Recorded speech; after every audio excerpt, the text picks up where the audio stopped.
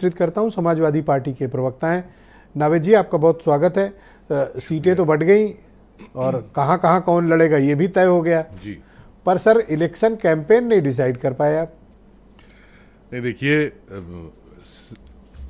किस तरह से आप, जैसा कि आपने कहा कि सीटें बढ़ गई और सारी चीजें हो गई हैं, नहीं तो आपने जो चीज बताई, तो हर चीजों में वक्त लगता है।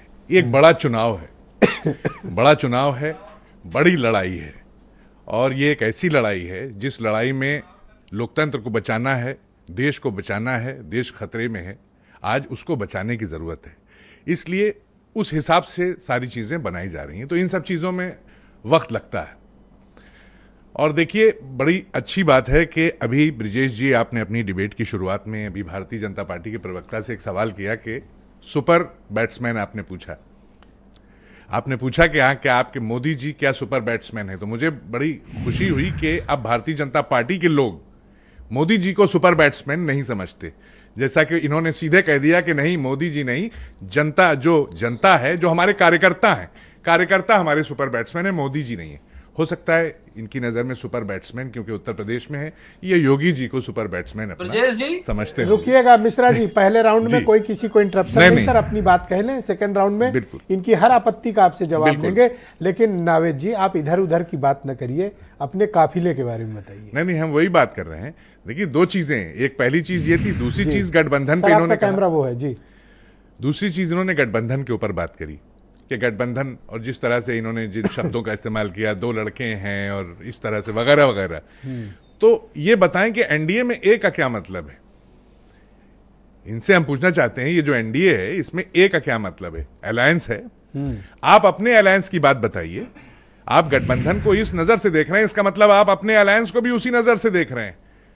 कुछ लोग ऐसे होते हैं ब्रिजेश जी, जो शादी में जब पहुंचते हैं, सारा खाना लगा रहता है, हर चीज अपनी प्लेट में निकालते हैं, वो कोई चीज छोड़ते नहीं है। आसिम भाई बैठे हैं यहाँ, जानते होंगे हर चीज। क्या ये वहाँ प्लेट टूटते हैं शादियों में, हैं? देखिए, अपनी बारी में बुरा मत मानना फिर। नहीं, देखिए, मैं बता रहा हूँ, ये तो छेड़ने वाली बात हो गई। छेड़ने वाली बात नहीं है, क्योंकि अभी हम लोग हाल ही में मलिक तो समझ गए क्या होगा आगे। नहीं, मैंने इसलिए कहा आसिम भाई का, क्योंकि अभी हाल ही में मधुमक्खी छेड़िया। नहीं, छेड़ नहीं रहे, बढ़ रही है, छेड़ नहीं रहे, ये हमारे भाई हैं। और सुन लीजिए, नहीं सर प्लीज, अपनी बारी में। पॉलिथीन भी लगे जाते हैं शादी में।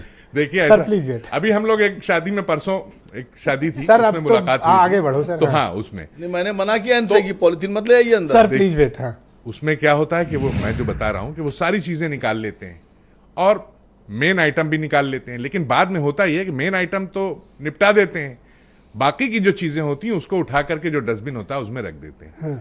तो ऐसा, जैसा कि यहाँ पर कहा गया, जिस तरह से अलायंस को इनकी नजर से देखा गया, तो अब इससे इनके अलायंस को ये समझ जाना चाहिए कि हमारी क्या हैसियत आज ये चैनल पर फाइनल आउटकम के साथ कब आएंगे, जिसमें आपका एजेंडा भी होगा?